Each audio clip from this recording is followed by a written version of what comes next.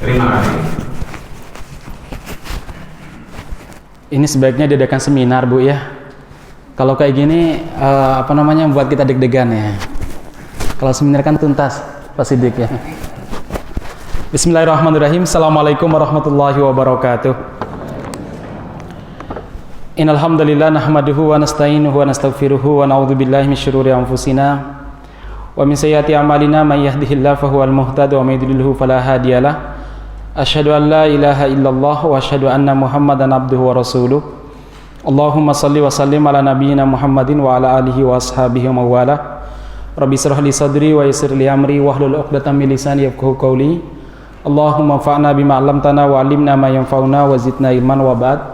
Para ikhwan wal akhwat, bapak-bapak, ibu-ibu, saudara-saudara sekalian yang mudah-mudahan dirahmati Allah Subhanahu wa taala. Alhamdulillah di kesempatan pagi yang sangat cerah ini kita dimudahkan oleh Allah Subhanahu wa taala untuk kembali duduk bersama dalam rangka tawasau bil haqqi dan tawasau bis sabar. Mudah-mudahan duduknya kita dicatat sebagai amal soleh di sisi Allah Subhanahu wa taala. Kita juga senantiasa berdoa kepada Allah, mudah-mudahan segala aktivitas kita, segala kegiatan kita apapun bentuknya sekali lagi menjadi ibadah bagi kita semuanya. Bapak-bapak, ibu-ibu sekalian yang mudah-mudahan dirahmati Allah Subhanahu wa taala. Kita masih di kajian fikih akhir zaman dan kita sudah masuk fikih akhir zaman yang kedua dan sekarang kita masuk yang ketiga. Terkait tentang, kita sekali lagi belum bisa langsung masuk pada tanda-tanda kiamat, kemudian bagaimana kita menyikapinya sebelum kita berbicara masalah fikihnya. Agar apa? Agar kita bijak dalam menyikapi berbagai macam masalah. Tidak terlalu gulu, berlebih-lebihan dalam menyikapi akhir zaman sampai kemudian kita kehilangan akal sehat, ingin menghindar dari kehidupan sekarang. Ada yang kemudian mengambil sikap, sebagian teman-teman kita itu pergi ke sebuah pegunungan, kemudian beternak, bercocok tanam di sana, nggak mau hidup di perkotaan karena katanya hidup di perkotaan itu tidak bisa bebas daripada sistem dajjal. Padahal ya jual beras juga masih sistem dajjal juga kan ya, jual tanamannya juga kan begitu, pupuknya ya dari sistem dajjal juga. Masih begini jemaah sekalian, kita tidak memahami fikih akhir zaman itu supaya kita tidak terlalu berlebihan dalam menyikapinya dan juga tidak terjadi kesalahan.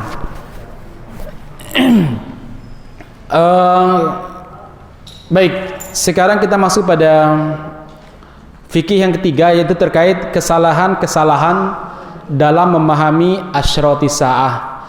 Kesalahan-kesalahan dalam memahami kiamat ataupun tanda-tanda kiamat.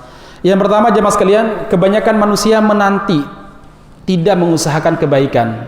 Padahal jemaah sekalian, ketika kita berbicara Imam Mahdi, ketika kita berbicara tentang kebangkitan Islam di akhir zaman, saat kita berbicara bahwa Nabi Isa alaihissalam akan turun di langit Damaskus digandeng oleh dua malaikat dan nanti akan membantu Imam Mahdi untuk memerangi Dajjal. Tanda-tanda kiamat lainnya yang disebutkan oleh para ulama itu bukan berarti kita menjadi manusia pasif menunggu Imam Mahdi datang atau menunggu Nabi Isa alaihissalam turun tanpa mengusahakan kebaikan, tanpa mengusahakan kemenangan bagi Islam. Saudara sekalian yang mudah-mudahan dirahmati Subhanahu wa taala, ini yang tidak benar, yaitu apa? Menanti tidak mengusahakan kebaikan. Seharusnya seorang muslim adalah manusia yang dinamis, terus bergerak untuk membuat kebaikan, terus bergerak untuk mewujudkan kemenangan Islam. Harus bergerak aja mas kalian untuk mewujudkan kemenangan Islam, merencanakan, melakukan aksi-aksi nyata untuk memenangkan Islam. Tidak harus menunggu Imam Mahdi muncul dan tidak harus menunggu Nabi Isa alaihissalam turun dari langit Damaskus. Kelamaan jamaah sekalian, mungkin kita nggak berjumpa. Nah, saudara sekalian, prinsipnya seorang muslim, kata Rasulullah Shallallahu Alaihi Wasallam adalah apa? Ihris ala ma yanfa'uka.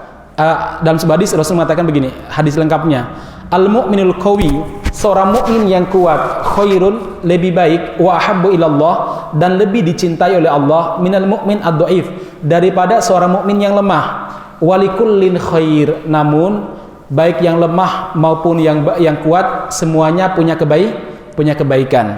Terus ini prinsip kita, ihris ala ma yanfa'uka, kata Rasulullah. Semangatlah kalian untuk mencari, mendapatkan sesuatu yang bermanfaat bagimu, baik manfaat tersebut untuk dunia, lebih-lebih untuk akhirat.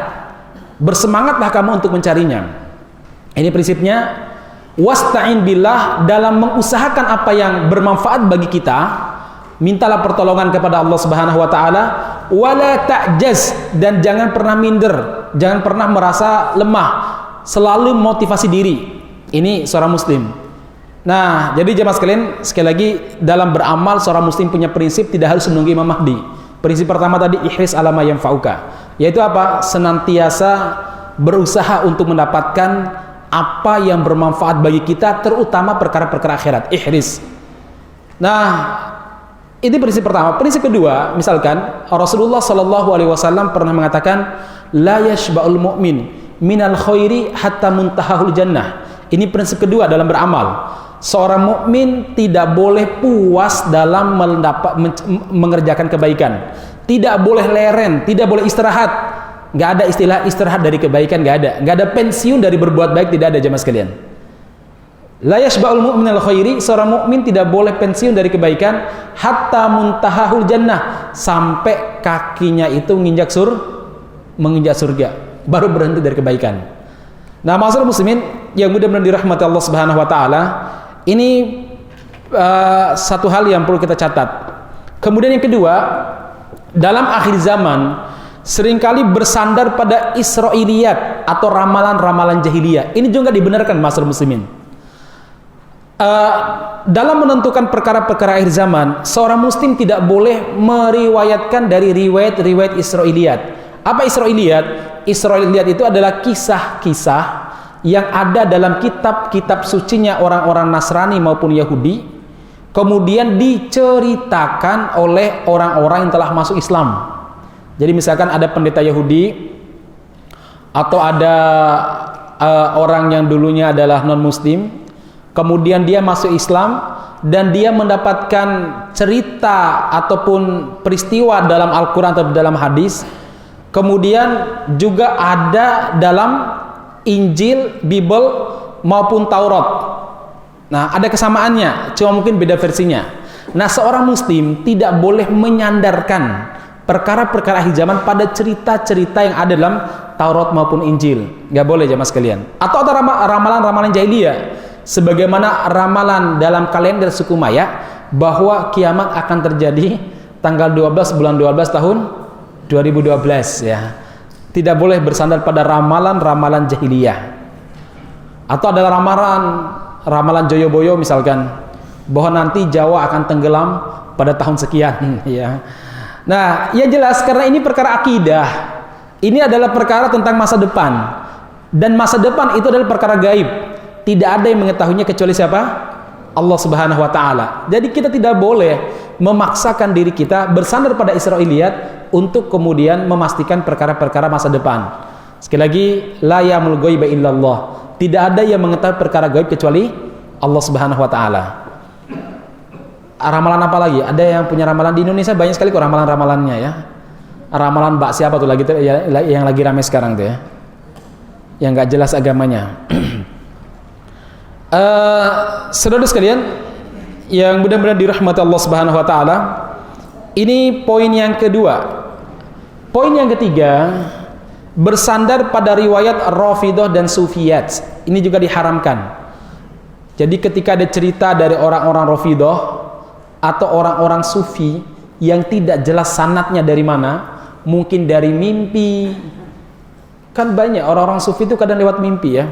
Saya bermimpi bahwa ada seekor binatang yang putih bercerita kepada saya. Jadi ada cerita, sumbernya apa? Mimpi ya. Orang-orang Sufi itu aneh-aneh. Pernah berguru kepada anjing, berguru kepada bunglon, macam-macam ya. Ya. Nah, masalah muslimin yang mudah-mudahan dirahmati Subhanahu wa taala, kita tidak boleh bersandar pada riwayat-riwayat mereka. Karena bagaimanapun riwayat-riwayat mereka ini semuanya itu rata-rata dhaif, lemah dan berdasarkan khurafat. Ya. Khurafat atau mimpi. Enggak boleh dalam syariat itu kita beramal karena mimpi. Kecuali satu, mimpinya para nabi. Karena mimpi para nabi itu wahyu, sementara mimpi kita itu bukan wahyu. Mimpi kita, kata Syekh Shalih Utsaimin rahimahullah, itu ada di antara 3 kondisi ya. Satu, mimpi tersebut benar-benar dari malaikat. Ya, benar-benar dari malaikat yang diperintahkan oleh Allah Subhanahu wa taala untuk mendatangi kita. Yang kedua, mimpi tersebut karena datangnya dari setan. Ya, Anda dikejar-kejar sama anjing hitam, ya, dikejar-kejar sama ular hitam, atau Anda bermimpi berada di sebuah jurang yang sangat dalam dan sangat mengerikan, horor misalkan, dari setan. Yang pertama dari malaikat tadi, ya, Anda mimpi berjumpa dengan guru-guru Anda yang dulu Anda ngaji bersama dengan dia telah wafat, kemudian mungkin dia memberikan beberapa wasiat kepada kita. Itu mimpi, jamaah sekalian. Dan yang ketiga, mimpi itu bisa berupa karena faktor psikologis. Kita seharian kita di tempat wisata misalkan, asyik, senangnya luar biasa, tidur pada malam hari, mimpi masih di tempat wisata misalkan, padahal udah sampai rumah, ya. Itu faktor psikologis. Atau kita seharian di WA sama teman kita nagih uang, ya, kapan bayar hutangnya? Kita mimpi tiba-tiba apa? Turun dari langit, ya, 1 karung uang misalkan, ya. Pokoknya faktor psikologis lah. Atau Anda dulu, adik-adik yang masih muda, mimpi pengen nikah misalkan, tapi nggak kelakon-kelakon. Mimpinya apa? Ternyata nikah, ya. Nah, itu belum tentu itu mimpi dari malaikat. Bisa jadi itu adalah faktor psikologis, ya. Udah ibu-ibu cari mantu, lama sekali cari mantunya, ya. Wah, anak sudah usia 25, 26 gak dapat juga ini jodohnya, ya. Kemudian Anda mimpi dapat seorang mantu yang hafid, yang tampan, yang sugih, pengusaha misalkan. Ya, tiba-tiba mimpi seperti itu, ya. Sekali lagi itu mimpi, ya. Itu faktor psikologis, ya. Baik, masyarakat muslimin yang mudah-mudahan dirahmati Allah Subhanahu wa taala. Yang keempat, langsung saja karena kita ingin mempercepat, ya. Membatasi umur dunia dengan akal semata tidak boleh juga. Kita sepertinya dunia akan hancur sekian dengan otak-atik matematika dia, atau mungkin dengan sebuah peristiwa-peristiwa alam kayaknya kita akan terjadi kiamat tahun sekian, bulan sekian. Tidak dibenarkan. Baik, masyarakat muslimin, ini fikih akhir zaman. Sebelumnya sudah kita sampaikan beberapa hal dan mudah-mudahan bisa menjadi penyemangat bagi kita, ya. Sekarang langsung kita masuk pada fitan. Saya juga menyampaikan bahwa kajian akhir zaman itu ada beberapa materi pokok. Yang pertama fikih asyrati sa'ah, sudah kita kaji tadi dan saya angkat rampung. Nah, sekarang kita masuk pada fitan, fitnah akhir zaman, kemudian perang akhir zaman, kemudian tanda-tanda kiamat. Nah, tanda-tanda kiamat itu poin yang keempat.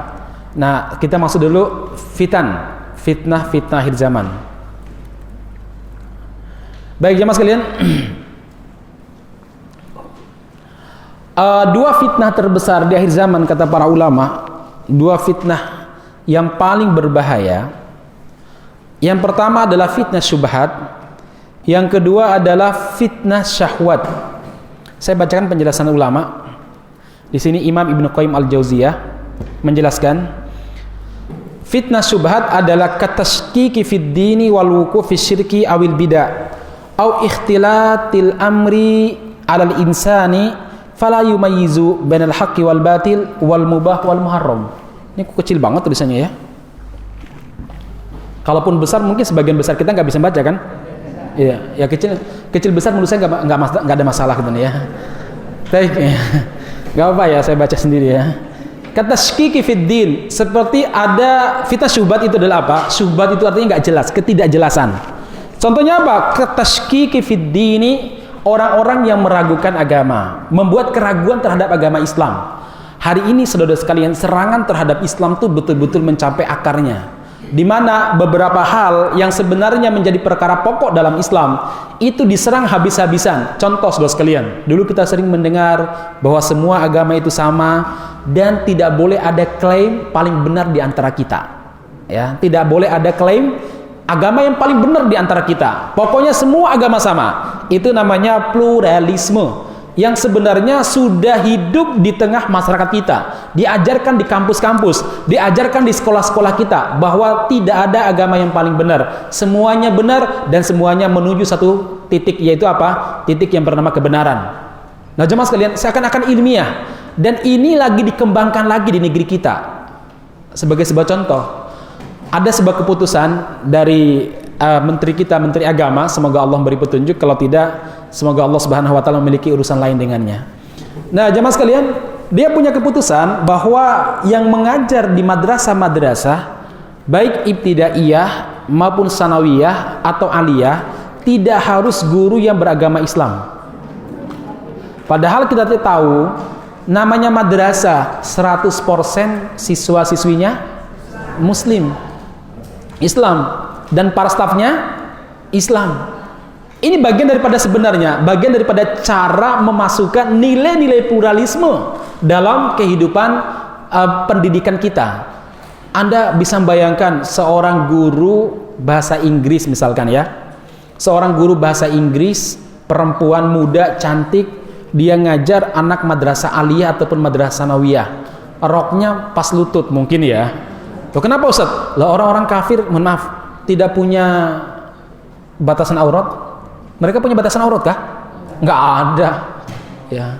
Yang ada itu cuma kesopanan saja. Makanya pakaian mereka di pantai dan pakaian mereka di gereja beda. Kenapa? Kesopanan. Bagi muslim sama aja. Mau saat Anda itu di masjid pengajian atau mau lagi goes. Nah, sekarang ibu-ibu kalau goes itu mengerikan kadang ya. Loh, saya baru isi pengajian daerah Gawak tadi. Banyak sekali yang goes sana. Ya Allah, fitnah akhir zaman. Ya. Kamu akan melihat wanita kasiyatun, ariyatun, mumilatun. Di antara penduduk surga yang belum penduduk neraka yang belum pernah saya lihat, kata Nabi. Di antara penduduk neraka yang belum pernah saya lihat. Karena pada zaman Nabi nggak ada. Ya, apa itu? Kasiyatun, wanita-wanita yang berpakaian, tapi ariyatun, telanjang. Ya. Ya, jilbab sih jilbab. Tapi seluruh lekukan tubuhnya nampak semuanya. Nauzubillah min dzalik. Makanya bapak-bapak kalau punya saudari, apalagi punya istri, ancam. Pilih saya atau pilih pakaianmu. Ibu-ibu juga ingatkanlah saudara-saudari Anda yang begitu. Kasihan. Ya. Karena sekali lagi dakwah kita bukan untuk diri kita, tapi bagaimana saudara-saudari kita juga selamat. Ya, selamat di dunia, suami ibu-ibu juga selamat. Kan gitu masalahnya ya. Baik jemaah sekalian.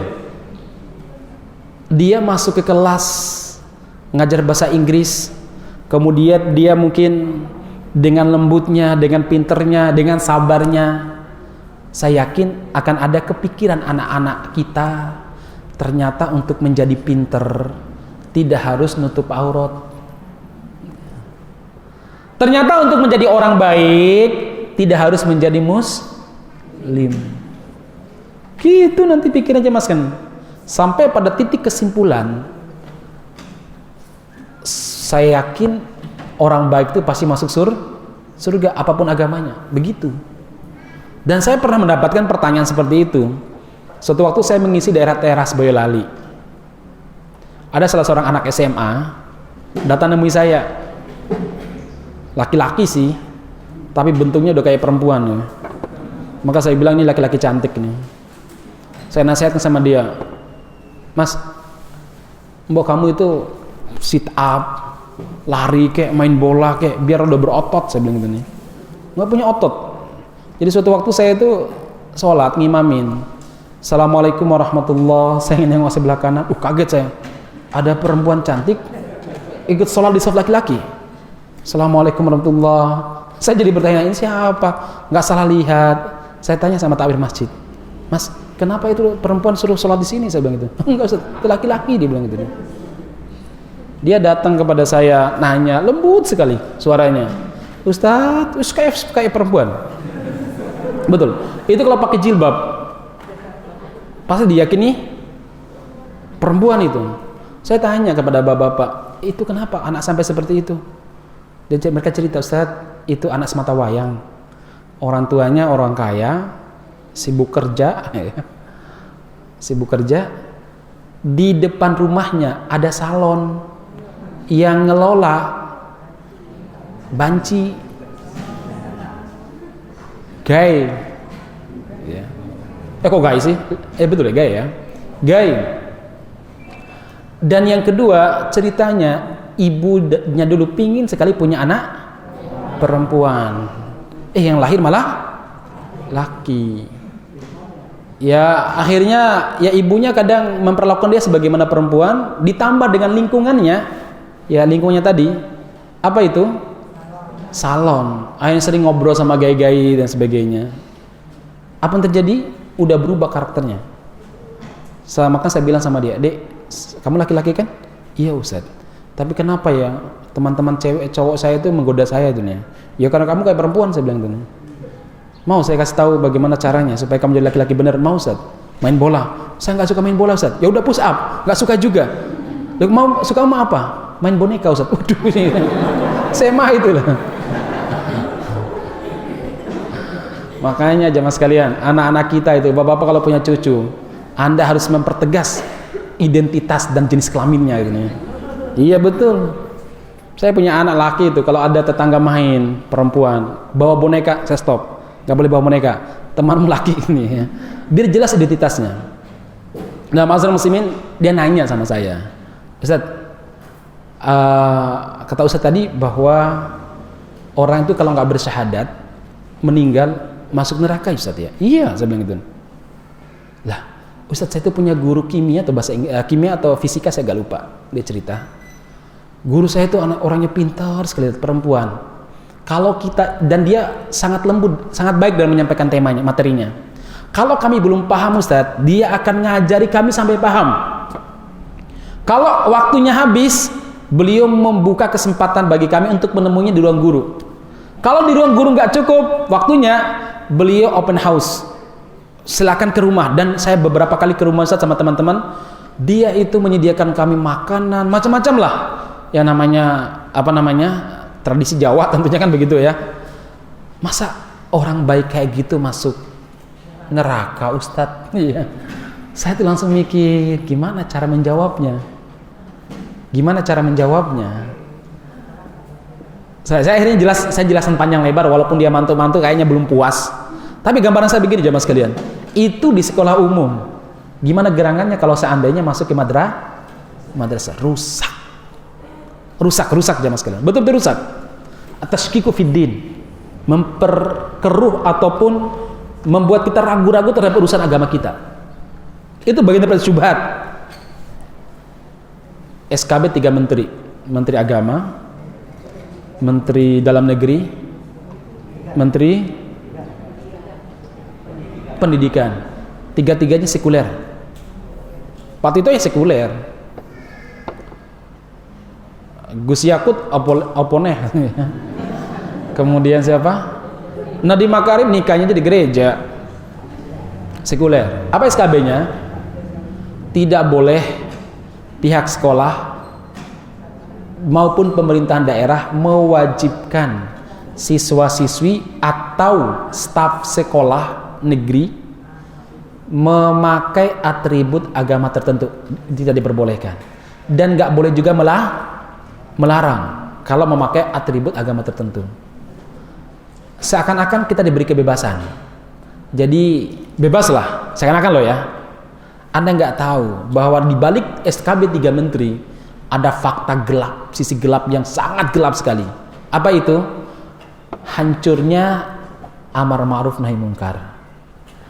Jadi seorang guru ataupun seorang kepala sekolah, walaupun dia kepala sekolah SMP misalkan, 100% siswinya muslim, dia nggak boleh buat aturan siswi kelas 1 atau kelas 2 yang udah balik, siswi kelas 2 wajib pakai jilbab.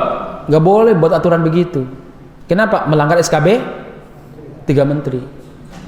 Dan seorang guru SMA misalkan, kelas 3 SMA, kalau ada anak didiknya memakai, mohon maaf, mungkin gaya Eropa atau gaya Hindu padahal dia muslimah misalkan, Anda nggak boleh melarang. Kenapa? Karena nggak boleh melarang orang memakai atribut agama tertentu, nggak boleh nahi mungkar. Hancur jamaah sekalian. Alasannya apa? Karena lembaga pendidikan nggak boleh menjadi lembaga pendidikan militer, nggak boleh memaksa. Allah bohong. Oh, dalam banyak hal kita dipaksa. Bayar SPP dipaksa nggak tuh? Dipaksa ini. Jam masuk dipaksa.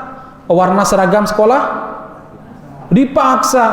Kenapa dalam kebaikan yang bernama menutup aurat nggak boleh dipaksa, yang lain boleh dipaksa? Itulah logikanya orang-orang sesat itu seringkali kontradiktif. Iya, kontradiktif ya Mas Kevin. Justru sekolah itu nilainya tertingginya pada pemaksaan. Kenapa? Sekolah harus direkayasa. Pendidikan harus direkayasa. Orang-orang pondok kan direkayasa, makanya berubah jadi baik. Direkayasa, jam sekian harus bangun, harus berangkat ke masjid, jam sekian harus belajar. Direkayasa sosial supaya terbentuk dan terwujud yang namanya orang terdidik, orang baik. Dan dipaksa, nama rekayasa perlu dipaksa jamaah sekalian. Baik masyarakat muslimin, katashkiku fid dini. Sekitar ini saya sering cerita di pengajian, tapi saya sering ulang karena ini berbahaya. Dan ini langkah yang sistematis dalam, mohon maaf, memurtadkan umat Islam Indonesia, menyesatkan umat Islam Indonesia. Apa itu? 5 atau 7 tahun yang lalu kita dikagetkan dengan sebuah peristiwa di Amerika Serikat. Seorang profesor doktor muslimah, maksudnya muslimah itu pakai jilbab ya, bahwa dia musyrik atau munafik itu urusan dia ya. Namanya Aminah Wadud. Dia ini pernah berpendapat bahwa azan tidak harus laki-laki, perempuan juga boleh, karena banyak suara perempuan lebih merdu daripada suara laki-laki. Ya memang benar ya, suaranya Nisa Sibian tuh merdu walaupun sekarang bermasalah ya. Baik, khutbah Jumat tidak harus laki-laki, perempuan boleh, karena banyak perempuan lebih cerdas dalam berorasi daripada laki-laki. Apalagi ibu-ibu kan, berorasi di hadapan suami dan di hadapan anak tuh cerdas banget ya. Iya Pak ya, sampai nggak bisa jawab. Kemudian sholat tidak harus laki yang imamin, perempuan juga boleh, karena banyak perempuan yang lebih kuat hafalannya daripada laki-laki. Iya memang, apalagi bapak-bapak yang sibuk sekali kerja, kadang nggak sempat buka Al-Quran untuk memurojaah, paling baca aja. Dan sholat tidak harus dipisah antara laki perempuan, boleh campur. Itu yang kelima. Terus saat sholat tidak harus nutup aurat dan tidak harus muslim, siapa pun boleh sholat. Dan dia bukan sekedar ide, tapi dia praktekkan. Nanti cari di YouTube nanti setelah kajian ya, buka sholat Jumatnya Aminah Wadud.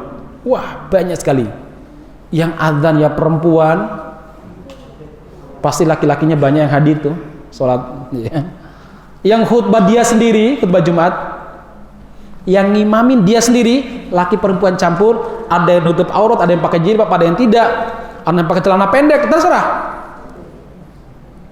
Ibu-ibu, itu di negeri Amerika beberapa tahun yang lalu. Sepekan yang lalu atau 2 pekan lalu, kaget kita.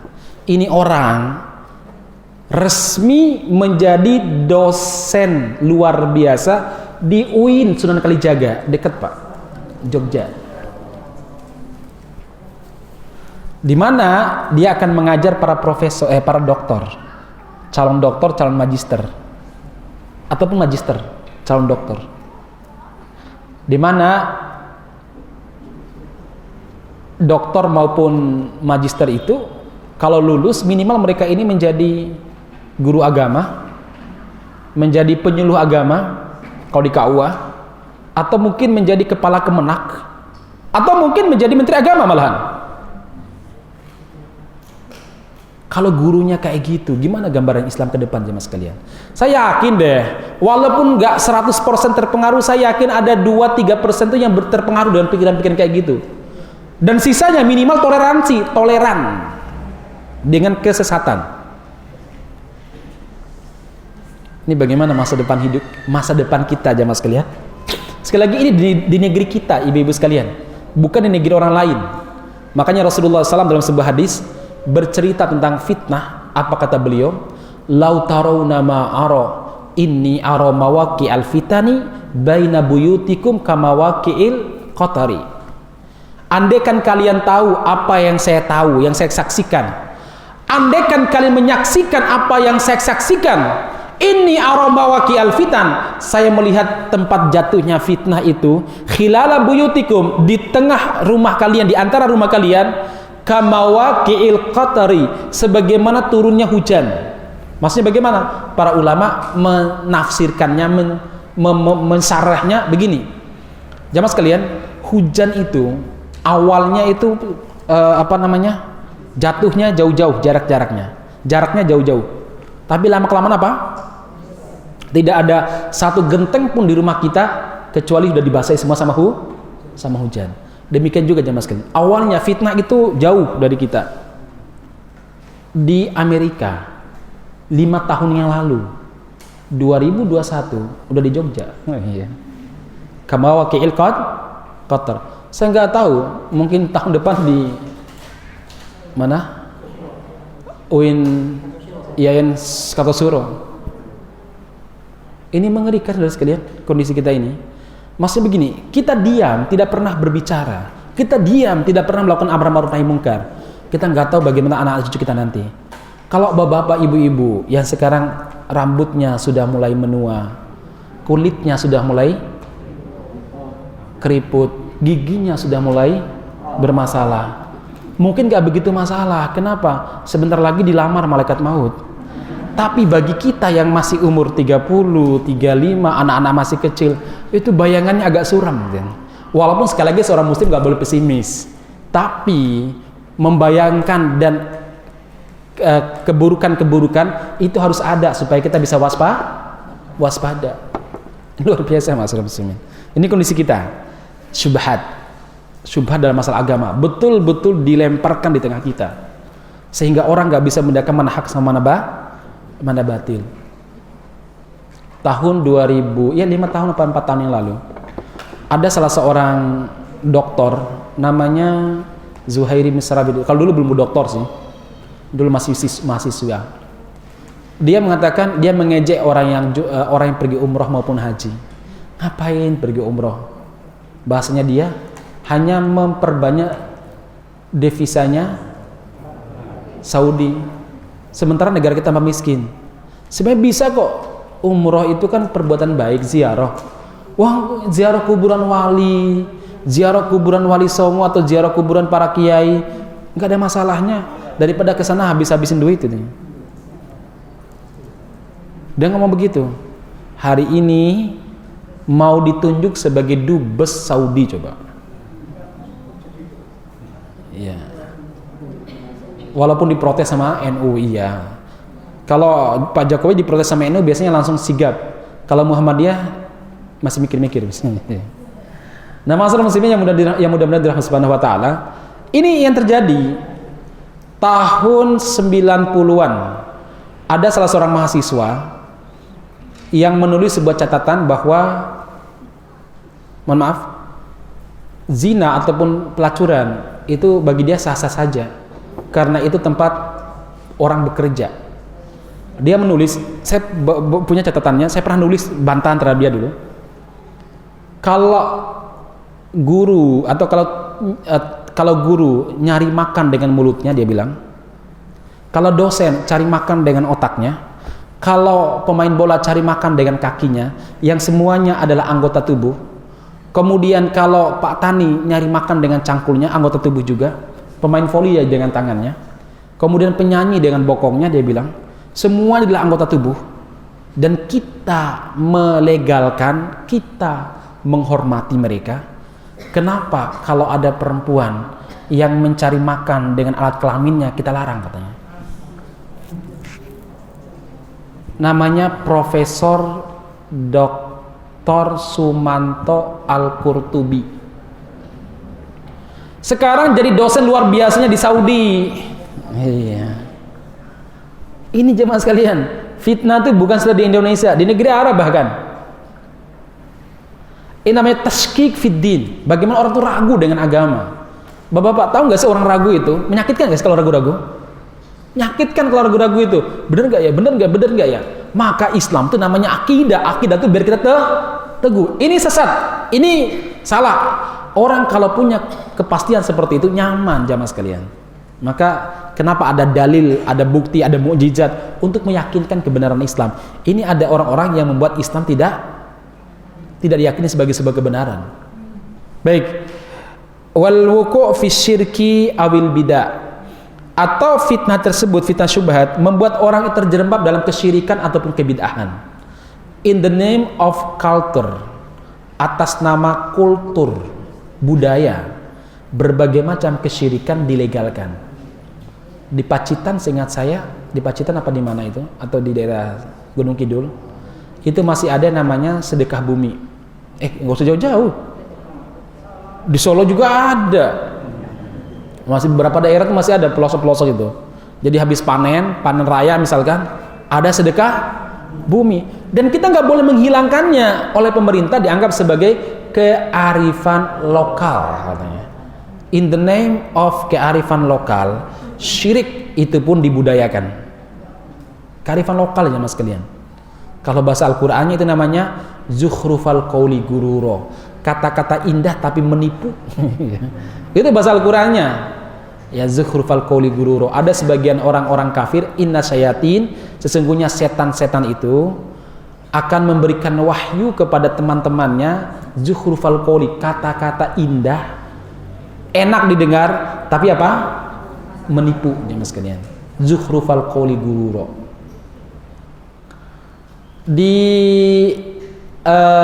mana namanya? Di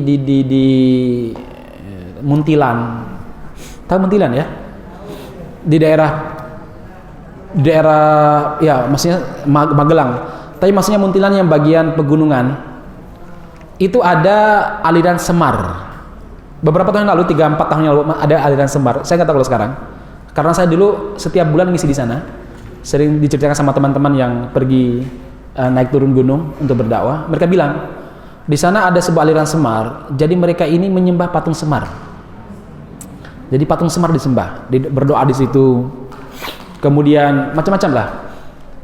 Oleh teman-teman kita dari Muhammadiyah, dari DDI, dari mana-mana mencoba untuk berdakwah, oleh pemerintah dulu dilarang dulu ya. Alasannya apa? Kearifan lokal. Syirik dibudayakan ya mas kan, syirik itu. Nah, ma'asyiral muslimin, ini namanya al-wuku' fi syirik awil bid'ah, atau terjerembab dalam berbagai macam kebidahan, atau ikhtilat al-insan fala yumaizil bainal haqqi wal batil wal mubahi wal muharram. Fitnah syubhat itu juga membuat orang tidak bisa membedakan antara mana yang salah, mana yang benar. Contoh, dulu ada salah seorang menteri yang sekarang menjadi gubernur Jawa Timur ya. Dia pernah ditanya, saya masih ingat karena ada jejaknya di YouTube gitu ya. Ketika ditanya tentang apa namanya, tentang Ahmadiyah, jawabannya apa? Itu hanya perbedaan tafsir, tidak perlu dibesar-besarkan. Beda tafsir bagaimana? Orang ngaku ada nabi setelah Nabi Muhammad SAW. Itu membuat orang ragu jamaah sekalian. Ada seorang kiai, jelas-jelas dalam Al-Quran Allah Subhanahu wa Ta'ala mengatakan innamal khamru wal maisir wal ansabu wal azlamu rijsun min amali syaiton. Jelas-jelas ayatnya. Gara-gara kemarin Pak Jokowi punya usulan ingin melegalkan miras, ini ada kiai mencari dalil membenarkan bahwa itu boleh. Saya tuh geleng-geleng kepala. Enek wae. Pada zaman dulu namanya Bal'am bin Ba'urah namanya. Bal'am, seorang tokoh Bani Israel yang disebut oleh Allah Subhanahu wa Ta'ala dalam Al-Quran, diumpamakan oleh Allah seperti apa? Anjing. Ya. Ada tuh surat apa itu? In masaluhu kamathalil kalbi. Al-A'raf ya. Ayat 176. Orang yang mencari dalil untuk membenarkan tindakan penguasa padahal jelas-jelas haram. Allah menyebutnya mathaluhu kamathalil kalbi.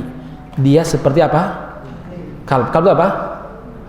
Anjing. Anjing itu hewan yang paling apa sebenarnya? Identik dengan apa? Kalau singa kan identik dengan keberanian. Kuda dengan kecepatan. Kalau anjing? Rakus. Anjing itu rakus, jadi nggak cukup. Rakus, tidak bisa mengendalikan syahwatnya. Ada sebuah cerita pada zaman dulu diabadikan oleh Imam Ibnu Jauzi dalam bukunya, astagfirullah, saya agak lupa bukunya. Ini bagaimana gambaran anjing ya. Anjing suatu waktu datang menemui raja hutan. Segi ini cerita di negeri entah berantah ya. Kemudian dia bilang sama singa, "Raja, iya, saya datang untuk minta kepada raja agar nama saya diubah." Lah kenapa? Buruk sekali namanya anjing. Orang kalau bertengkar sebutnya anjing terus. Kalau ada orang yang sangat setia sama majikannya walaupun majikannya salah disebut anjing majikannya itu. Kalau ada orang yang mencari dalil untuk membenarkan tindakan penguasa yang jahat, Allah mengatakan mathaluhu kamathalil kalbi in tahmil alaihi yalhath aw tatruku yalhath dzalika mathalul qaumil ladzina kadzdzabu bi ayatina faqsuhil qasasa la'allahum yatafakkarun. Seperti anjing kata Allah Subhanahu wa taala. Kata singa, "Udah namamu memang cocok-cocoknya anjing." "Enggak, saya mau merubah nama saya." "Baik, kalau kamu ingin merubah namamu, datang nanti sore ke sini. Saya akan uji kamu. Kalau kamu lolos ujian, saya ubah nama kamu." "Baiklah." Beberapa sore kemudian dia ke situ dan mengatakan kepada singa, "Saya siap diuji." "Baiklah." Ini cerita Imam Ibnu Jauzi ya.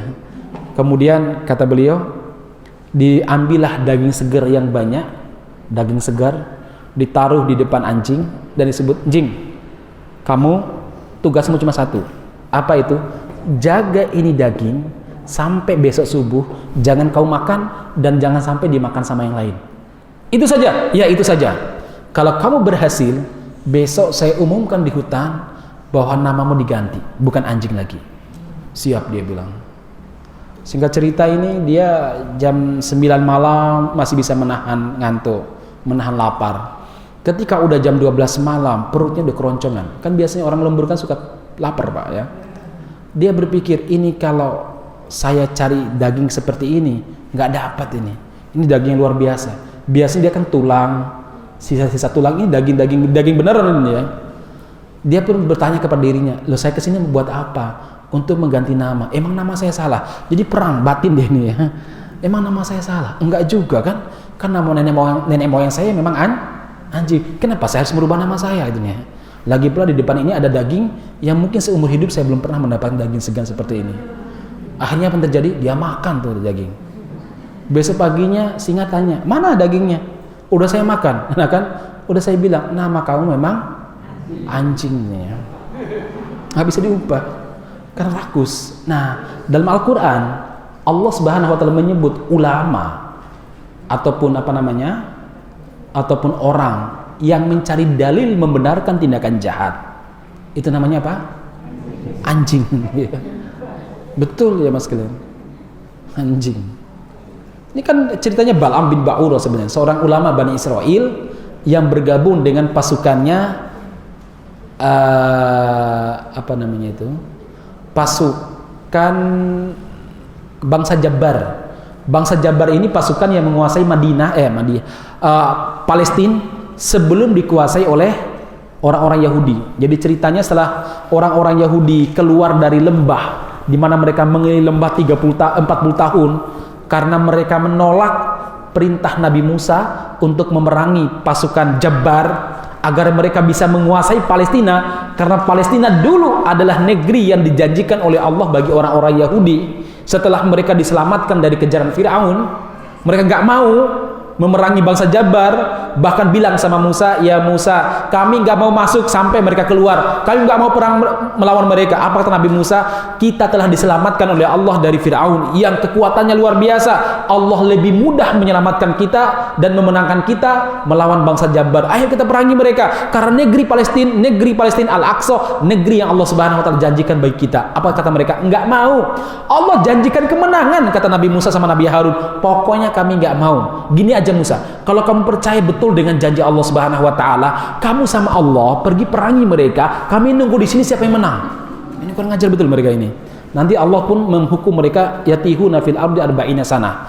40 tahun keliling di sebuah lembah yang diameternya cuma 5 kilo. Jadi keliling aja, nggak jumpa jalan keluar ya Mas kalian ya. Singkat cerita, mereka keluar setelah wafatnya Nabi Musa dan Nabi Harun. Mereka dipimpin oleh Nabi Daniel. Ada juga mengatakan oleh Yusha bin Nun, yaitu muridnya Nabi Musa alaihissalam.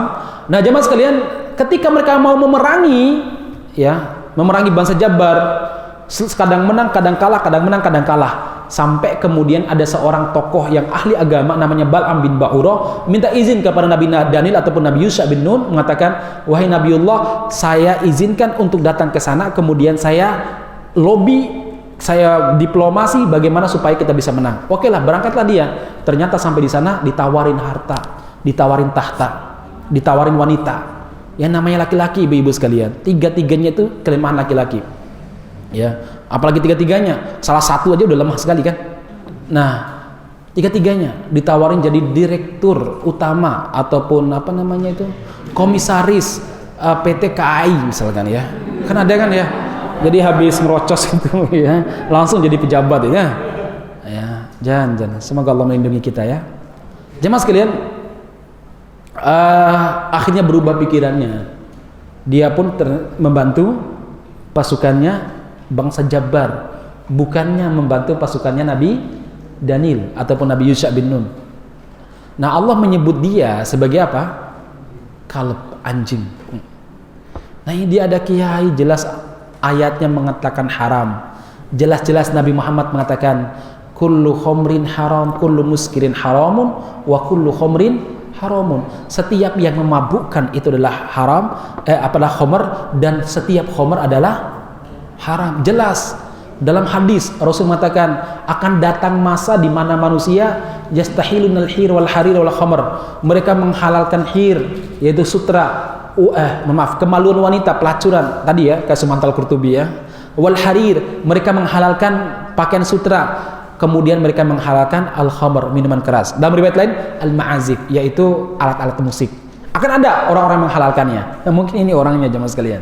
Ayatnya jelas, innamal khamru, sesungguhnya khamr, wal maisir, judi, wal ansabu, innamal khamru wal maisiru wal ansabu, yaitu menyembah berhala, wal azlamu, dan mengundi nasib, rijsun, gila nih, jijiki, min amali syaiton, itu perbuatan apa?